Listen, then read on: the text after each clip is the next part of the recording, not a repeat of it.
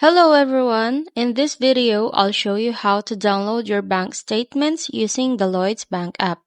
First, open the Lloyds Bank app on your phone. From the home screen, select the account for which you want to download the statement. For example, I'll choose my classic account.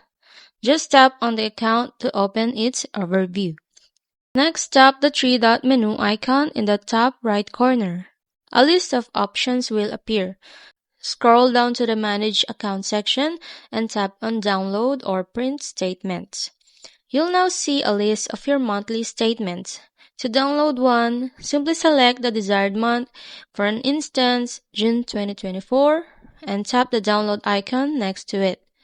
The statement will be saved as a PDF or CSV file, which you can then view on your device.